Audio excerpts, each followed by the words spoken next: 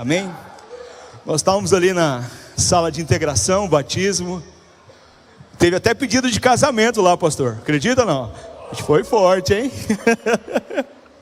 Amém. Deus é bom, queridos. Deus é bom. Estava lembrando ali, Valdemir, que meu avô, pai da minha mãe, foi chamado para pregar e subiu aqui, caiu e morreu, rapaz. Cada vez que eu subo aqui eu tenho um medo, né? Que Deus guarde nosso coração. Eu quero te convidar a abrir comigo a sua Bíblia, o seu aplicativo. O Evangelho de São Marcos, capítulo de número 14, a partir do verso de número 27. Marcos 14, a partir do verso 27, né? Se a gente conseguir deixar as laterais ligadas, aí quem está com a Bíblia consegue ler a sua Bíblia. E quem não está, consegue ler a branca lateral. Branca lateral. Isso, só está queimado aqui. Obrigado, irmã. A irmã sabe que eu vou chorar já? Não, né, irmã? Hoje não, só suar mesmo, né?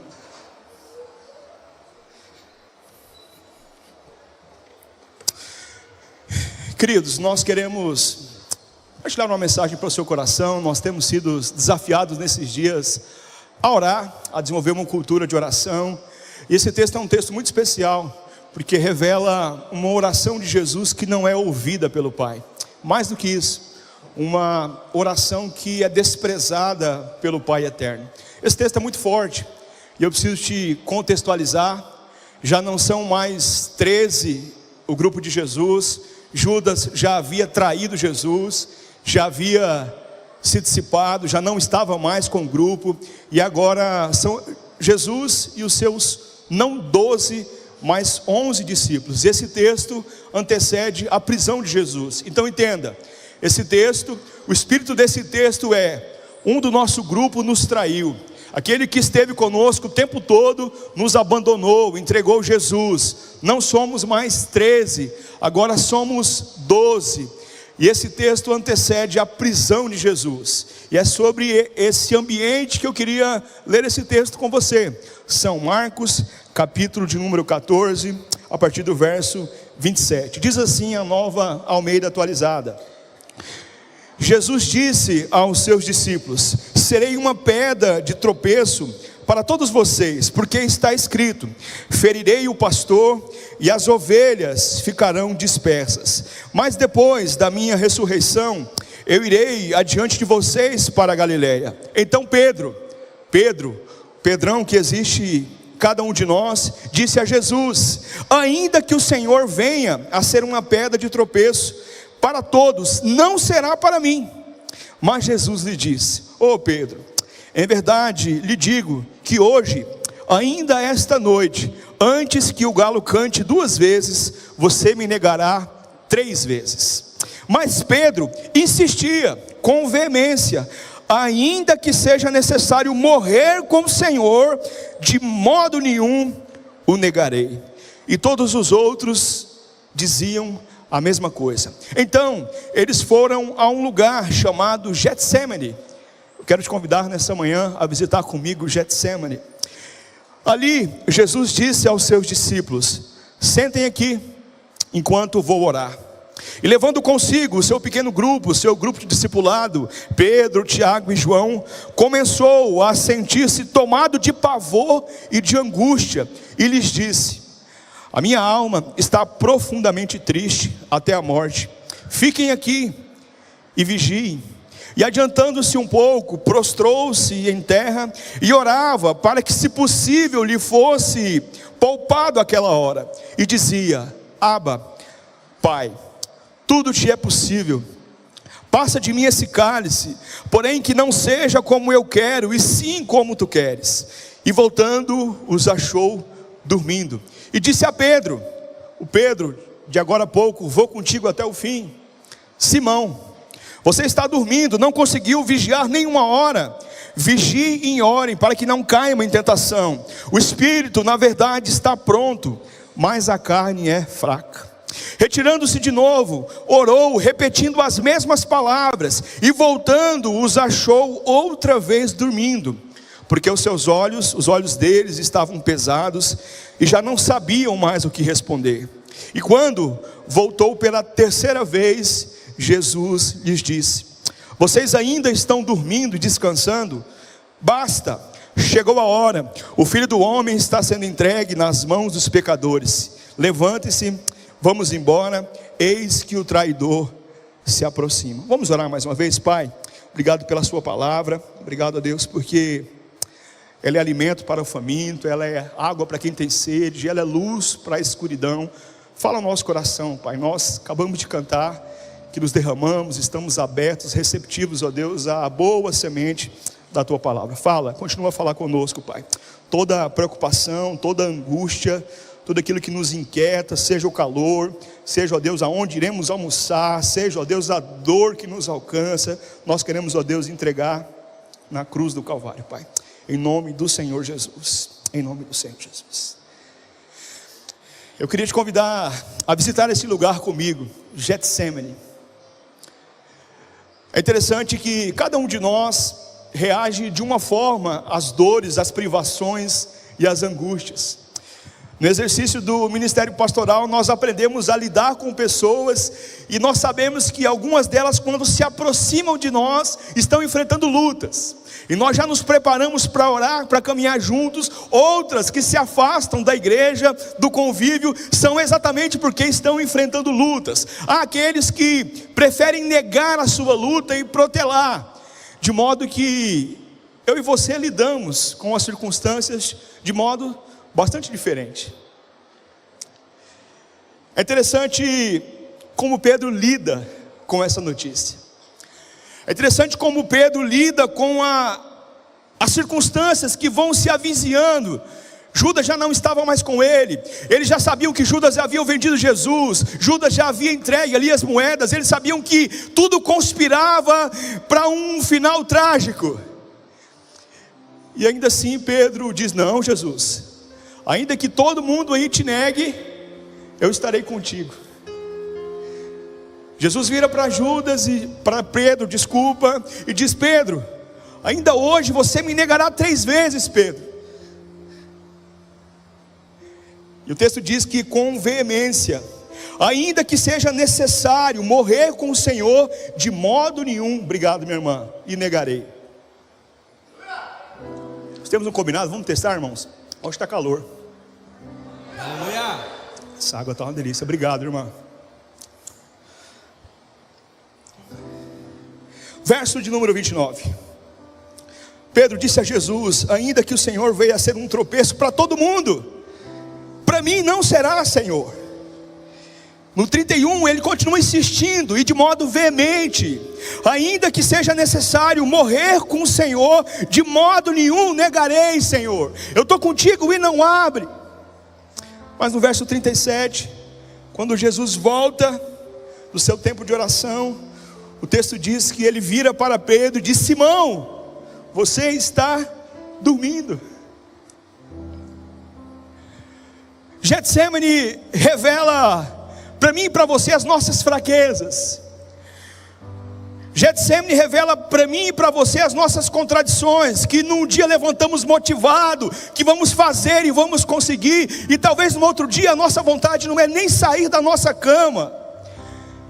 E Jesus nos ensina algo precioso, que o nosso espírito está pronto, mas que a nossa carne é fraca, que a nossa carne está sujeita às coisas que acontecem à nossa volta, que a nossa carne está sujeita a coisas que fogem das minhas decisões, das minhas escolhas. O seu espírito está pronto, ele nasceu de novo, foi regenerado, transformado,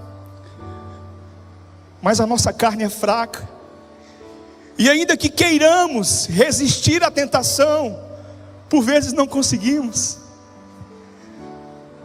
Ainda que decidamos firmemente lutar contra a nossa carne, nós não conseguimos vencê-la, porque ela é fraca.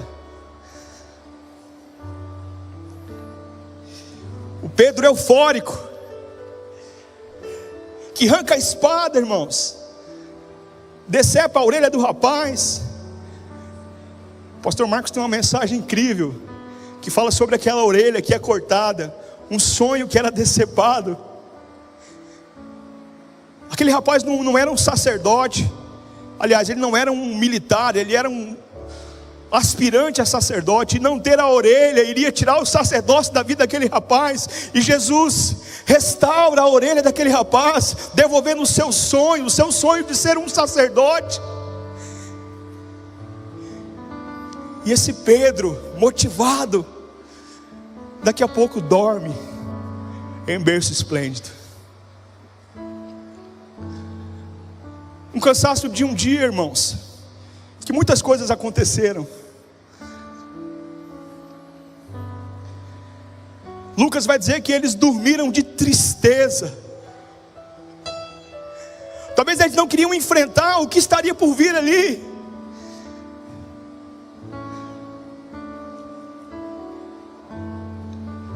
É muito precioso, irmãos, que o evangelista Lucas vai dizer que Jesus vira para Pedro e diz: Pedro, quando você voltar para mim, fortaleça os seus irmãos.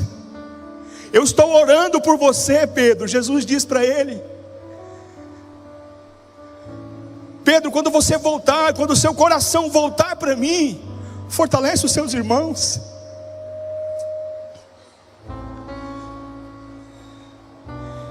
Getsemane revela a nossa fraqueza, mas também as nossas contradições.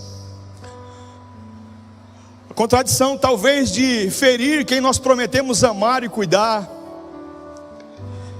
A contradição de criar os filhos como se estivéssemos criando para nós mesmos e não para o mundo. E quando ele sai de casa, a nossa alma fica aflita, o nosso ninho fica vazio, a nossa vida perde o sentido. A contradição, irmãos, de querer fazer o bem, mas fazer o mal. O apóstolo Paulo diz, irmãos, o bem que eu quero fazer, esse eu não consigo, mas o mal não precisa de muita força, irmãos, basta pisar no nosso pé. Getsemane revela as nossas fraquezas e as nossas contradições. Nos versos 32 e 33, Jesus abre o seu coração. Isso especialmente me toca, irmãos. O Filho de Deus chama 3 amigos para orar. Me acompanhe, vigiem comigo. Então eles foram a um lugar chamado Getsemane. Ali Jesus disse aos seus discípulos: fiquem aqui. E seguiu mais adiante, levando consigo Pedro, Tiago e João. E ele começou a sentir-se pavor e angústia.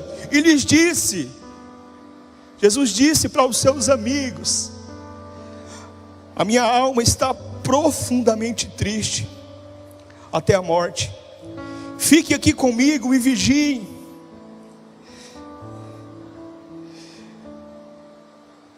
Jesus não escolhe ficar sozinho, irmãos. Jesus não se isola. Ele sabia que chegaria a hora e ele não decide se restringir no seu palácio ou numa casinha, não. Ele chama os seus amigos para orar juntos.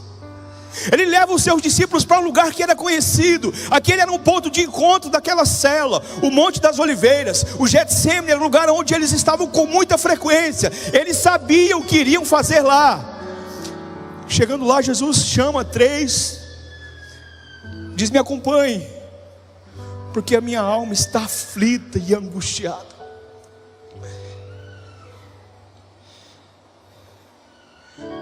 Jesus já havia lavado os pés dos seus discípulos.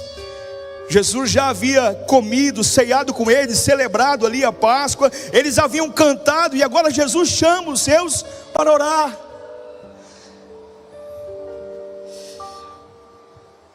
Jesus não decidiu viver no deserto, irmãos. Jesus não decidiu ir para um monastério. Jesus não se isolou, irmãos. Ele se deu em relacionamentos sinceros e verdadeiros. Getsemane revela para mim e para você uma necessidade relacional. Nós somos seres relacionais, irmãos. É isso que nos humaniza. Na França e na Índia, determinado período da história, se descobriram crianças que não conviveram com os seres humanos, viveram na floresta. Parece história da carochinha, mas é verdade, tá bom, irmãos? E essas crianças desenvolveram os hábitos dos animais com os quais elas viviam. Andavam 4 pés, comiam coisas da natureza, porque eles haviam se habituado a se relacionar com os animais da floresta.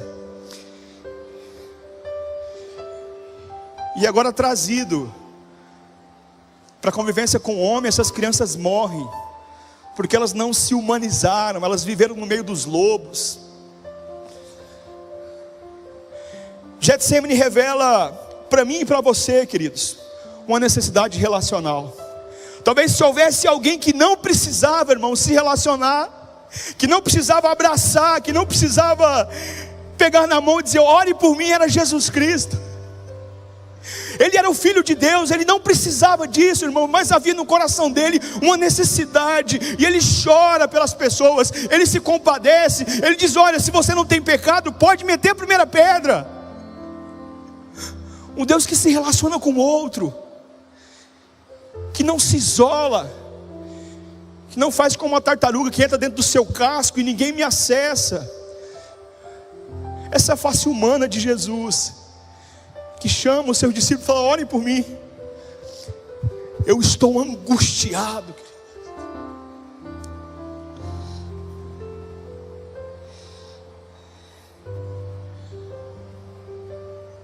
Eu li essa semana, pastor Marcos, um livro do pastor Isaltino Gomes, e ele disse algo muito interessante, que antes de se converter a Jesus, ele se converteu à igreja, que ele achou na igreja um lugar de amor e de cuidado que ele nunca havia experimentado, e ele não conhecia Jesus, mas ele chegou na igreja, foi abraçado, amado, ali ele desfrutou de uma relação desinteressada, que somente depois ele conheceu Jesus. Ele conheceu Jesus através das pessoas que cuidaram e amaram ele.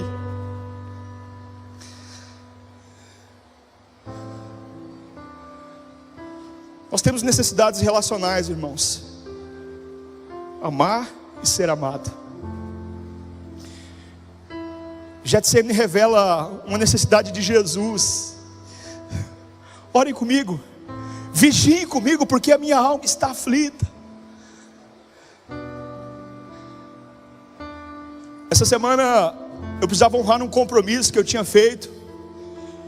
O banco já havia aprovado o meu crédito, e por algum motivo o contrato não saía, e me disseram que eu precisava procurar determinado lugar, e eu fui atrás, liguei para pessoas, procurei saber quem conhecia, quem trabalhava, para entender o que estava acontecendo, e nada dava certo, e eu precisava honrar aquele compromisso. E chegando na cela com 4 irmãos, nós estávamos em 4 da nossa reunião, e alguém disse, o senhor tem algum pedido, pastor? Eu falei, queridos, eu tenho uma necessidade, eu estou com uma causa aí, já vai fazer uma semana, e não sai, eu não sei o que está acontecendo, já procurei entender, ninguém sabe o que é. Eles disseram assim, vamos orar? E eles oraram, queridos, por mim. Um outro dia, 7h30 da manhã, a gerente do banco me mandou uma mensagem dizendo, olha, seu contrato está pronto para você vir aqui assinar. Eu estou dizendo de um exemplo bobinho, irmãos, algo que eu não tinha orado, mas que eu apresentei como necessidade para os meus irmãos, e nós oramos uns pelos outros ali. E aquilo que estava emperrado, 5h30 da tarde, irmão, o expediente já tinha terminado, 7h30 da manhã estava pronto para assinar.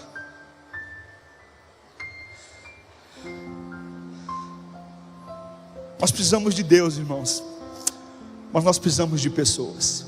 Se você preferir, irmãos, pague a sua terapia. Ele vai te ouvir, vai dar os 50 minutos, vai fazer pim-pim, até semana que vem. Frequente o seu clube social, mas saiba que isso não preencherá uma necessidade na sua alma de ser amado e cuidado. Eu já disse isso várias vezes, irmãos, e não posso deixar de repetir. Se tenho alguma coisa, se sou alguma coisa, foi por causa de uma família chamada Igreja de Jesus. Os versos 34, 35,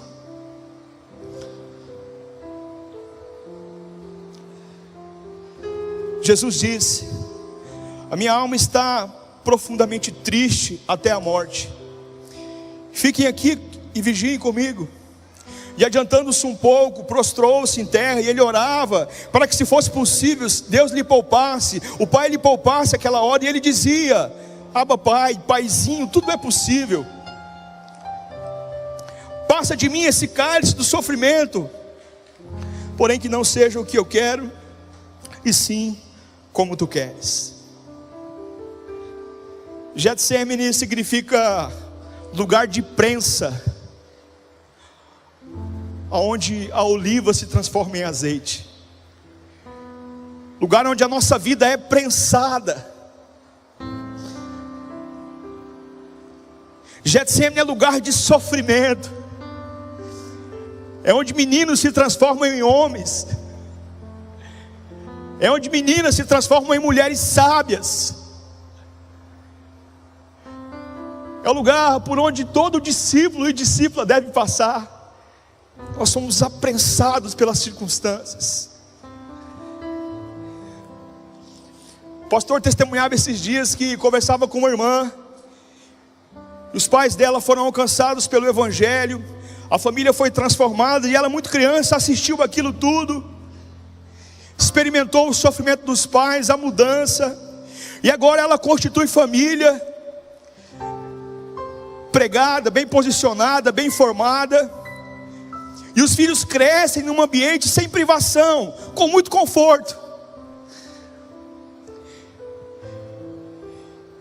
E começam a olhar a igreja como uma instituição qualquer. Que começam a dizer: ah, mais Freud, ah, mais o Marx, ah, mais o Nietzsche.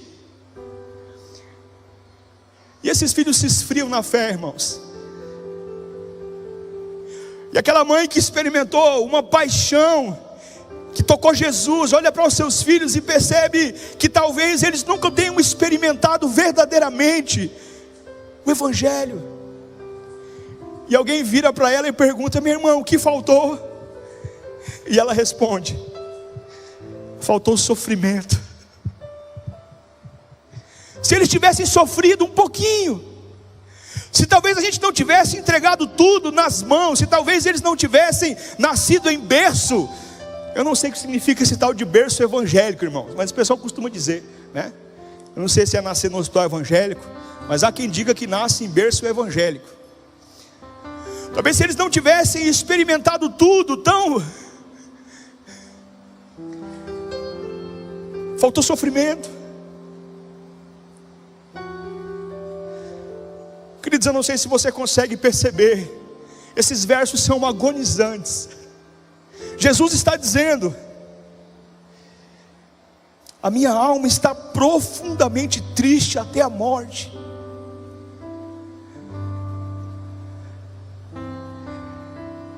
A angústia, querido, é um sentimento emocional que se manifesta fisicamente. A gente começa, o coração começa a acelerar, a gente começa a sentir dores, formigamento de membros superiores, né, doutor Patrick? Formigamento de membros superiores, a gente começa a sentir fisicamente, irmãos. É aquilo, uma emoção que se manifesta. Lucas vai dizer, queridos, que Jesus suou sangue. Você tem noção do que é isso? Eu não sei, irmãos, o que é suar sangue. Não sei se a medicina explica o que é suar sangue, irmãos. Tamanha angústia. Sabe por quê, irmãos? Porque ele foi desamparado pelo Pai. Porque ele fora abandonado pelo Pai. Ele disse: Senhor, se o Senhor puder, passa de mim esse sofrimento. Ele não fora crucificado, as suas mãos não foram furadas, a coroa de espinho não estava na sua cabeça, irmãos, mas ele sofre angústia.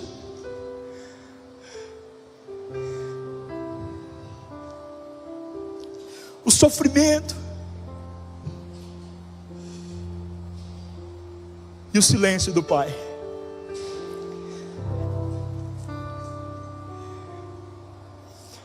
Verso de número 41. quando ele volta pela terceira vez, Jesus ora 3 vezes a mesma coisa, irmãos. Que talvez nos ensina que nós devemos persistir em oração. Jesus ora 3 vezes a mesma coisa. Se possível, afasta de mim esse sofrimento, Senhor. Lucas vai dizer que na segunda oração os anjos o consolam. E na terceira oração ele já está suando sangue. Tamanha angústia.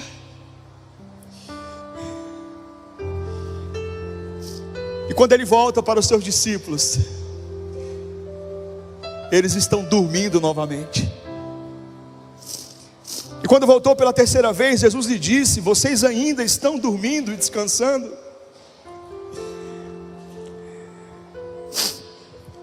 O Pedro que disse: olha, eu vou contigo até o fim. Ainda que todo mundo ia abandonar Jesus, eu estou contigo e não abro. O Pedrão que arrancou a espada daqui a pouco, cortou a orelha. Nós sabemos que ele negou Jesus, irmãos. E não negou para um soldado romano, não, irmãos. Negou para pessoas simples que ali estavam, que disseram assim: a sua fala, eu acho que eu te conheço. Não. Você é Galileu? Não. E na terceira vez o galo canta, querido. E ele lembra o que o Senhor havia dito para ele.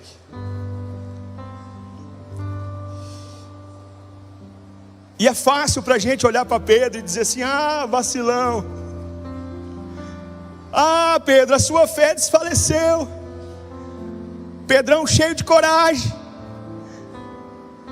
Na hora que o bicho pegou. É interessante, irmãos, que quando o bicho pegou, todos os homens abandonaram Jesus e as mulheres ficaram lá.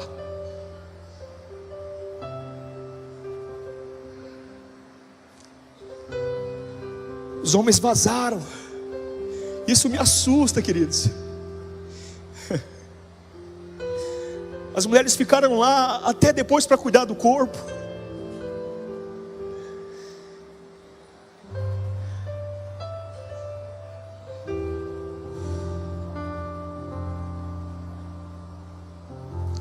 Getsemane, irmãos, nós damos conta de que nós falhamos, que nós erramos, que nós pecamos, mas sobretudo, que as nossas lutas e as nossas angústias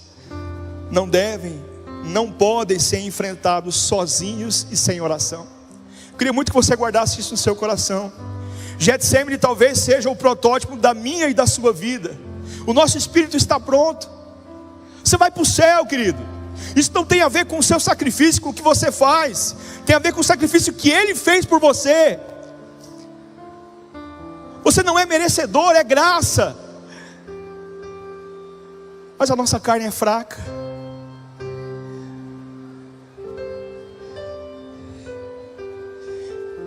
Reconhecer a fraqueza é perceber que nós precisamos de Deus, mas que nós precisamos de pessoas. E que nós precisamos orar. Ainda hoje de manhã eu conversava com a minha esposa.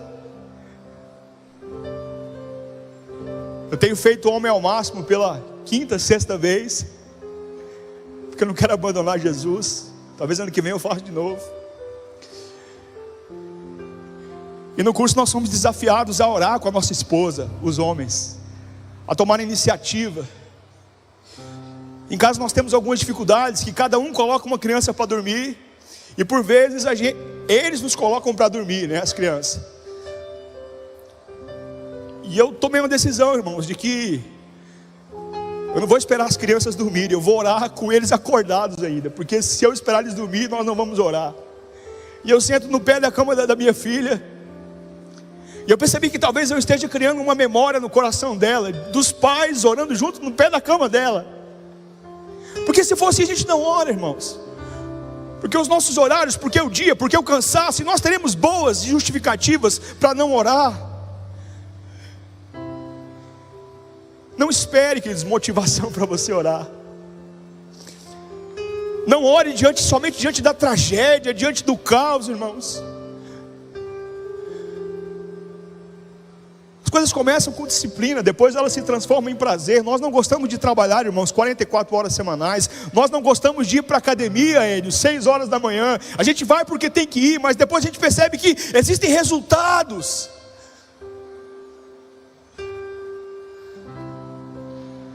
Não caminhe sozinho e não deixe de orar.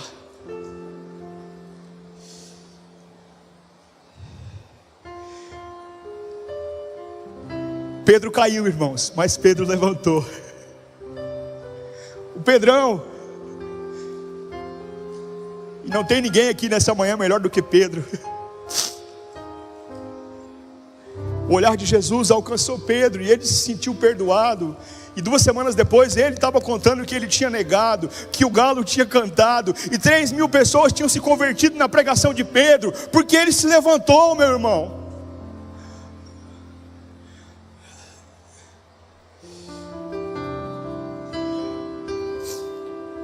Porque Jesus ora, querido, de forma amargurada? Porque ele sabia que estava desamparado. E ele estava desamparado para que eu e você pudesse ser amparados hoje. O silêncio do Pai, a indiferença do Pai, é para que Jesus pudesse levar sobre a cruz o meu e o seu pecado hoje. De modo que nós só somos amparados em Jesus, nós só somos acolhidos, amados e perdoados, porque o Pai silenciou-se diante da amargura do seu Filho. Talvez não exista nada mais precioso do que isso, irmãos. O desamparo de Jesus é o seu amparo hoje. Nós só podemos ter a liberdade de adorar, de ser perdoado, porque Deus se silenciou diante do sofrimento do seu Filho. Ele levou sobre si as nossas dores, e o castigo que te traz a paz hoje estava sobre ele. Eu queria orar com você, por você nessa manhã. Getsemane é o lugar onde as nossas fraquezas e contradições se revelam. Getsemane é o lugar onde nós percebemos que nós precisamos do outro, que por vezes nós precisamos orar uns pelos outros. E é o lugar onde Jesus foi desamparado para te amparar. Você pode ficar de pé em nome de Jesus? Nós vamos orar.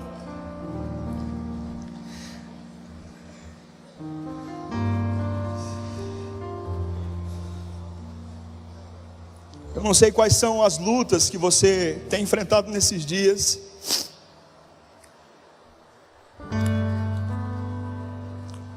O espírito está pronto, mas a carne é fraca. E nós estamos sensíveis a tudo que acontece ao nosso redor.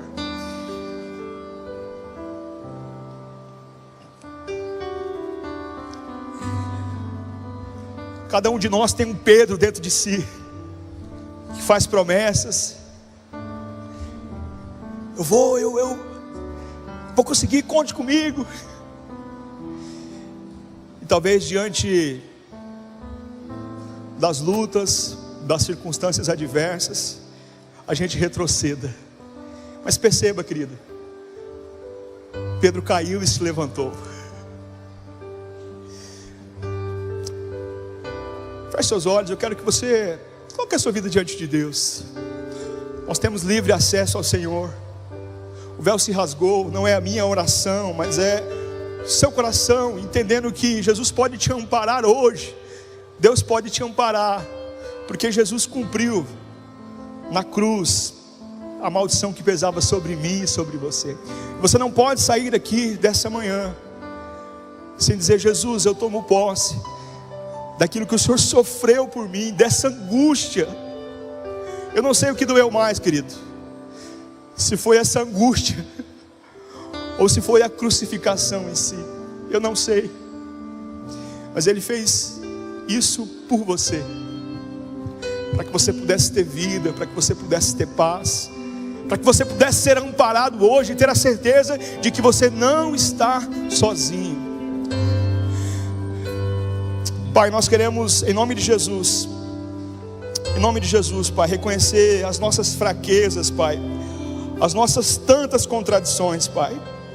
Nós, ó Deus, prometemos amar e cuidar dos nossos, e por vezes, Pai, a nossa resposta é ofensiva, é maltratar, é machucar. E nós reconhecemos que por vezes nós não conseguimos fazer o bem que tanto queremos, mas o mal, esse nós fazemos com tanta naturalidade, Pai. Por isso, nos perdoa, Pai. Nós reconhecemos, ó Deus, que as circunstâncias por vezes, Pai, são Getsemane, a prensa em nós. Nós precisamos de pessoas, Pai. Por isso, abre o nosso coração, ó Deus, para o Senhor, e ao fazer isso, para desfrutar de relacionamentos que apresentem Jesus encarnado nas nossas vidas, Pai. Nós queremos ser essas pessoas, ó Deus, curadas, restauradas. Reconhecemos, ó Deus, as nossas limitações. Ó Deus, visita as angústias do nosso coração, ó Deus. Visita as preocupações. Ó Deus, o Senhor pode nos amparar e nos arrancar o sofrimento.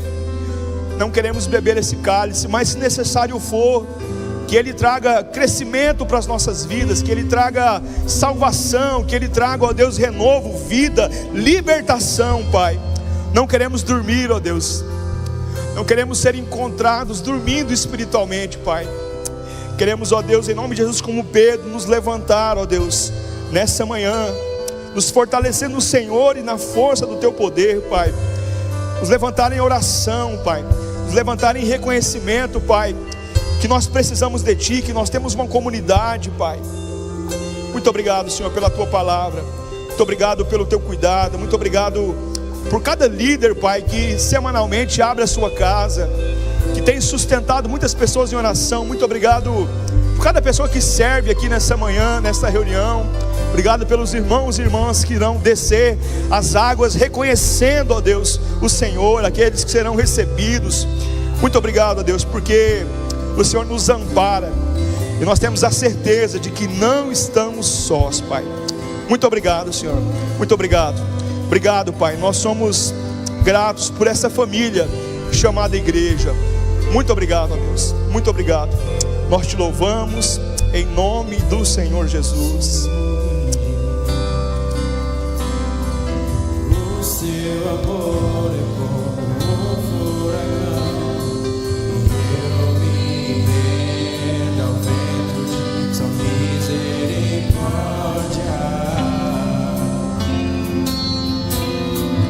Então de repente não vejo mais minhas aflições, eu só vejo a glória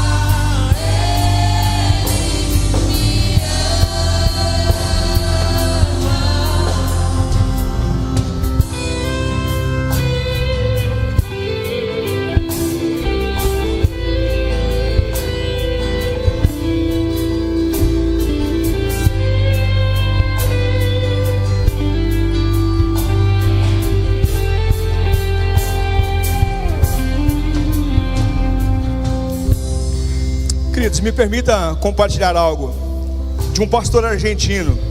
Olha só, o coração se esfria à medida que o ego se expande. Nós precisamos de lugares de refúgio da tirania do urgente. Precisamos principalmente da oração, de ouvir o chamado do Espírito e cultivar o diálogo numa comunidade que nos apoie e nos convide a sonhar. Eu quero ler novamente. O nosso coração se esfria, ressentimento, angústia, à medida que o nosso ego, as nossas razões, os nossos achismos se expandem.